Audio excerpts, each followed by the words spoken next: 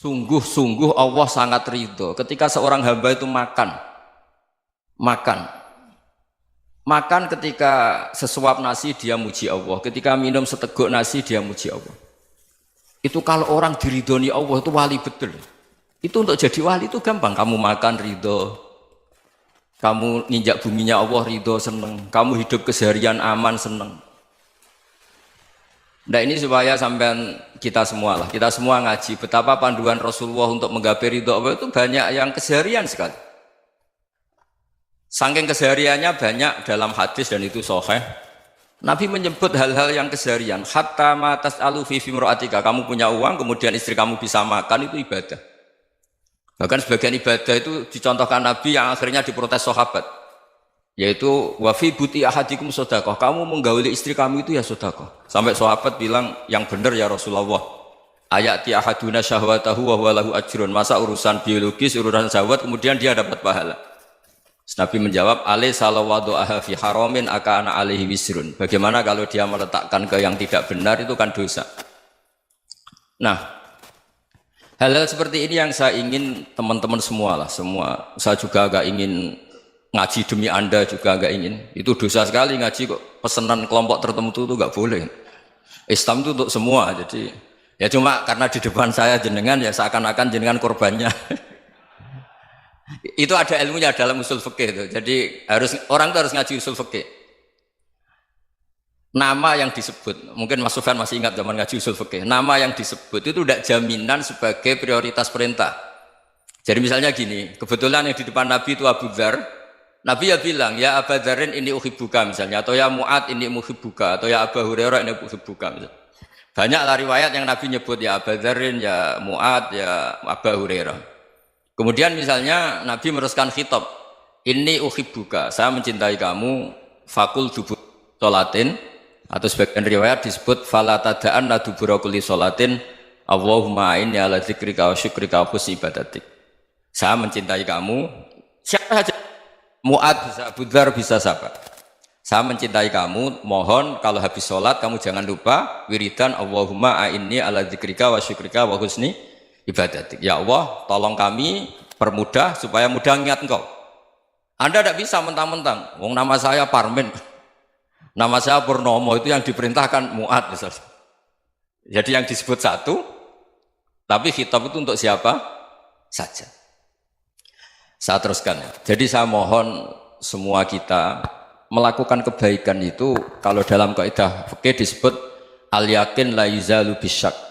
Banyak kebaikan yang kebenarannya itu 100%. Tidak punya efek samping ke pihak lain, ke kelompok lain, ke komunitas lain.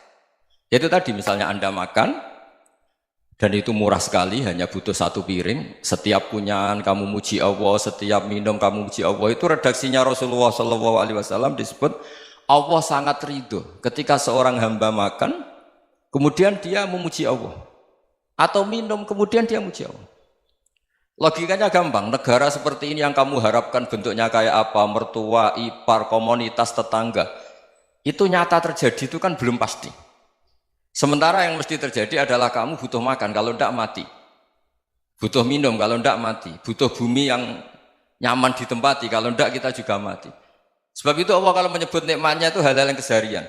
Alladzi at'amahum min ju'. Allah itu siapa? Allah itu yang menciptakan kamu bisa makan.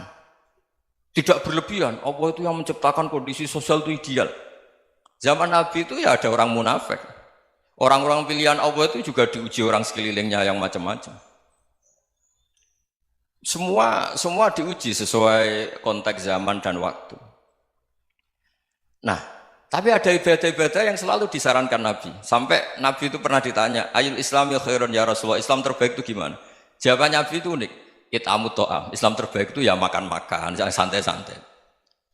Ketika Allah menyebut beberapa kebaikan, falak tahamal aqobah wa ma adrokan Allah mal aqobah. Terusannya apa? Fakku raqobah. Terusannya apa? Au it'amun fi yaumin di masghubah. Ya itu acara makan-makan itu juga Islam. Kenapa? Ya bayangkan kalau tidak ada makanan, kita mati kan? Kondisi sosial tidak ideal itu Anda masih gak apa-apa. Tapi kalau Anda tidak makan, Anda tidak minum, Kamu punya istri cerewet masih bisa hidup, punya mertua cerewet masih bisa hidup. Tapi kalau tidak makan bisa mati. Berarti penting mana istri sama makan? Penting mana? Makan. Semoga istri Anda dengar, nanti kamu disuruh makan tapi pulang deh. Itu kalau dibahasakan makan masih memahami. Penting mana nasi satu piring dengan istri. Nggak ada nasi mati, nggak ada istri belum mati. Penting mana? Gak berani jawab kan? Nah, ternyata Anda ada garang kan di depan istri. Jadi saya mohonlah, mungkin Mas Sufyan Sauri tadi yang bisa bantulah. Teman-teman tuh ngaji yang keseharian saja. Karena kita nyari ridha Allah itu berdasar firman Allah. Dan firman Allah itu menyebut keseharian tuh riang, gampang. Yaitu tadi misalnya wa min ayatihi manamukum bil laili wan nahar. Termasuk ayat-ayat Allah itu kamu tidur. Maka dulu itu ada guyonan, ada tokoh Mu'tazilah, kelompok dalam Islam yang berpikir manusia itu bisa menentukan ikhtiarnya sendiri. Karena saya bisa duduk, ingin berdiri, berdiri.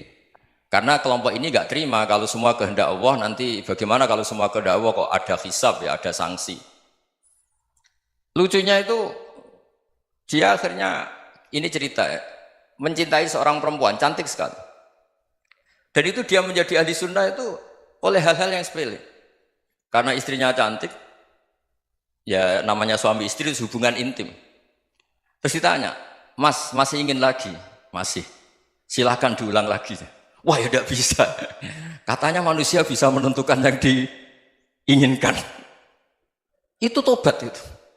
Itu nggak bisa ditobatkan Mas Sufyan Ats-Tsauri. Orang cantik yang mudah nobatkan orang itu orang cantik. Segampang itu. Akhirnya kita tahu, makanya kalau dalam kitab Hikam itu disebut al-aqil mayyakul madza yaf'alu wa hubi wal ghafil mayyakul madza af'al. Orang yang punya akal karena sadar ini wilayah Allah, semua milik Tuhan.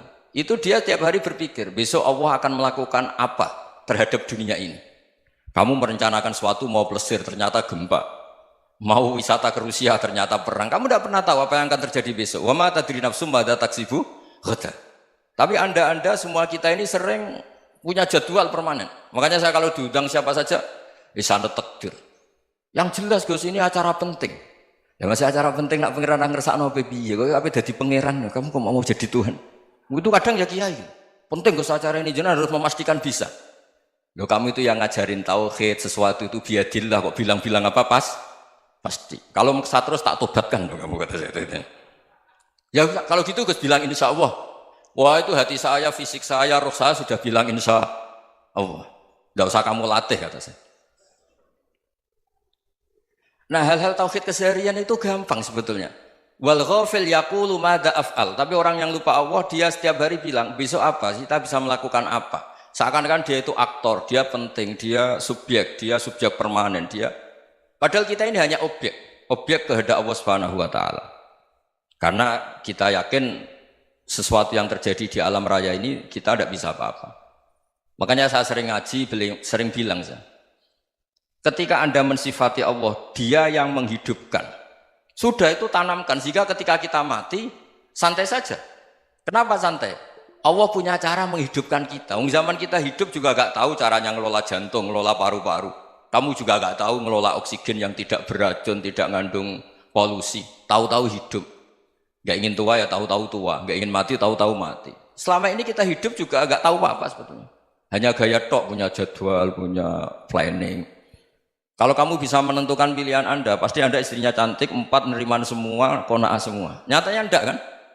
Ada 1 jelek, cerewet. Oh itu kan, nyatanya enggak bisa apa-apa Anda kan? Dan kamu bawa mati lagi. Itu kan, istri Anda juga gitu, punya keinginan, punya suami yang ganteng, yang jabat, yang neriman, yang enggak poligami. Ya enggak kesampaian juga. Kalau kita ngitung tingkat kegagalan kita itu gagal terus. Ya kan? Nah, terus ingat Allah, madza yaf'alu wa bi. Orang yang punya akal selalu berpikir Allah itu menghendaki apa terhadap saya. Lalu sama-sama orang melihat orang yang serius, itu kata Anda itu pemikir berat, serius, senang punya tokoh yang merengut tuh, karena kamu anggap serius. Tapi sebagian orang menganggap orang yang serius itu wong merengut, wong masam, wong muka kok ditekuk. Jadi sama Itu hati, ya muqallibal qulub tsabbit qalbi ala dini. Karena kita nggak tahu cara berpikir kita tentang orang lain, tentang sekeliling kita. Misalnya kita orang baik yang jenis ngrumat fakir miskin. Ada orang bangun masjid mewah itu janggal. Apa artinya masjid mewah kalau banyak orang kelaparan? Tapi kalau yang jenis pendidikan apa artinya masjid mewah kalau tidak bisa ngaji? Nanti yang jenis infrastruktur apa artinya ini kalau semuanya punya sudut pandang yang berbeda-beda. Dan Islam mengapresiasi semua kebaikan. Tapi katakan semua kebaikan itu adalah kehendak Allah Subhanahu wa taala. Karena apapun baik Anda itu pakai fasilitas yang diberikan oleh Allah Subhanahu wa taala. Sehingga ini yang disebut qulillah tsumadarhum fi khawdihim yal'abun. Ya kembali tadi ke tema-tema bahwa keseharian Anda ini sudah Islami. Saat Anda tidak bisa melakukan apa saja. Saya sering ada jenazah, biasanya kalau tetangga meninggal saya sering disuruh ngelepas. Saya bilang orang ini baik karena sering ngelamun di rumah, sering nganggur di rumah. Ditanya sama anaknya, kenapa Gus nganggur baik? Ya kalau dia nganggur artinya juga agak berbuat sesuatu yang maksiat kan? Ya kan? Orang nganggur di rumahnya ya tidak bunuh orang, tidak maling, tidak korupsi, ya namanya nganggur di rumah. Lah cuma istri cara pandang nganggur gak menghasilkan uang itu. Tapi juga gak menghasilkan kriminal kan? Jadi sebenarnya Islam itu makanya kalau sampai ngaji usul fikih itu ada kitab usul fikih namanya Lubul Usul, itu terkenal sekali di pesantren itu. Itu kalau ngapresiasi keseharian itu luar biasa. Izma min mubahin illa wa yatahaqqaqu bihi tarku haramimma. Karena keseharian yang mubah saat Anda lakukan itu ada kehebatan yang luar biasa, yaitu meninggalkan haram. Makanya dulu banyak orang-orang alim ketemu temannya itu guyon sampai semalaman. Itu biasanya yang semangat Islam itu kiai kok tidak tahajud, kiai kok tidak witir. Orang yang sedang mapan uangnya banyak, malam itu tidak kelayaban itu sudah luar biasa. Melawan nafsu supaya tidak maksiat itu sudah luar biasa. Supaya lupa guyon sama temannya semalaman sampai subuh. Gejlok-gejlokan ngenang zaman miskin, zaman kuliah nggak jelas, zaman apa. Melihatnya jangan tarkut tahajud. Seperti ini meninggalkan tahajud, tapi meninggalkannya ini talkul muharramat. Jadi kayak apa hebatnya? Sehingga Imam Ghazali punya riwayat yang agak unik. Hatta takuna ibadatu akhiri hadil ummah iku an-naum. Sehingga suatu saat ibadah terbaik umat ini itu tidur. Itu kan riwayat kontroversi. Ketika Imam Ghazali tanya, kenapa iya? Kenapa kamu mulai keluar dari rumah itu sudah banyak maksiat? Melihat perempuan yang enggak mahram, melihat fenomena. Tapi kalau kamu tidur itu enggak melihat apa-apa. Tapi juga kamu jangan menganggap tidur itu ibadah betul. Saatnya melakukan fardu ain malah masih tidur. Tapi itu sudut pandang yang menjadikan kita Islam itu gampang. Jadi saat Anda tidak bisa aktivitas apa-apa, misalnya ada beberapa orang yang lumpuh. Lumpuh itu memang nggak bisa Jumatan, nggak bisa ibadah, tapi dia juga nggak bisa maksiat. Tidur itu memang Anda saat itu tidak bisa tahajud, tidak bisa witir, tapi saat itu ada zina, ada maling, tidak gosipkan orang, tidak bully orang, tidak menanamkan kebencian, tidak hasud. Sehingga tidur menurut Allah Ta'ala wa min ayatihi manamukum billaili apa? Wan-nahar. Karena di tidur itu selain ada unsur istirahat, jaga kestamina, juga ada unsur meninggalkan beberapa keburukan. Nah saya mohon ibadah yang keseharian ini kita jaga. Supaya kita semua baca ayat itu fasih. Fasih itu tertanam di hati. Allah itu siapa? Alladzi at'amahum min ju'i wa amanahum min khauf. Dan Allah kalau cerita di Quran itu anna subabnal ma'a subba summa syaqaqnal ardon wa syaqqa fa'ambatna fiha habba wa inaba wa qadba wa zaituna wa nakhla wa hadaika hulba. Kamu tahu saya ini siapa, kata Allah. Saya ini adalah Tuhan yang menurunkan air, kemudian ada tanaman banyak. Habba wa inaba wa qadba, ada zaitun, ada tin, kalau orang Jawa mungkin ada tela, ada padi, ada mangga, ada pisang. Sudah. Wa inaba wa zaituna wa nakhla wa hadaika hulba. Ada perkebunan yang lebat. Tujuannya apa? Mata Allahkum, silahkan kamu pakai, kamu nikmati. Tapi karena kadang kita ini punya ide-ide besar.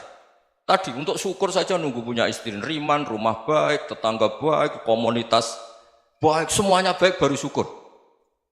Lama-lama nanti ada di surga, syukurnya nunggu surga paling kelas A. Itu sudah ada yang menghuni Rasulullah, kamu nggak boleh di situ. Masa untuk syukur saja? Repotnya Masya Allah. Jadi mohonlah Quran yang kalau Anda hafalkan juz sama itu kan ada ayat-ayat yang kayak tadi. Ya, fal yang dzuril insanu ila ta'ami. Coba lihat. Apa yang kamu makan ya? Dari mana? Dan untuk mempertahankan hidup kamu keseharian. Jadi jangan kira ibadah itu harus membentuk komunitas yang versi Anda.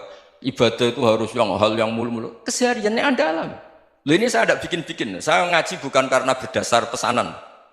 Itu ayat yang saya bacakan betul ada ayatnya kan. Fal yang dzuril insanu ila tu'ami anna sababnal ma'a sabba thumma syaqqaqnal ardo syaqqa fa ambasna fiha habba wa inaba wa qadba wa zaituna wa nakhla wa hada'iqa ghulba. Terusannya apa? Mata'al lakum, silakan kamu nikmati. Mata itu silakan kamu nikmati.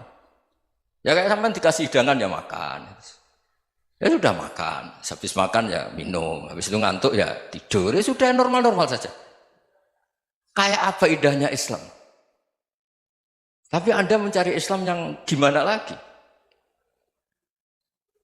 Nah itu yang diajarkan guru-guru kita, diajarkan sanad kita sampai Wali Songo, sampai Rasulullah SAW. Bahwa pada akhirnya ada jihad, ada perang. Itu dulu memang perang, bukan membunuh, beda. Dulu kita dijajah Belanda ya perang, dan itu normal karena kita dijajah. Jadi ketika orang lain ingin baik sama kita, wa in ahadum minal musyrikin astajaruka ya fa'jirhu hatta yasma'a kalam Allah. Kalau mereka ingin baik ya kita baik. Makanya ada istilah musta'man, mu'ahad. Kalau mereka ingin damai, berdampingan dengan kemajmukan ya itu yang lebih baik. Karena memang Islam menghormati proses perdamaian. Wa in janahu lis-salmi ya fajnah lah. Kalau ingin damai ya kita harus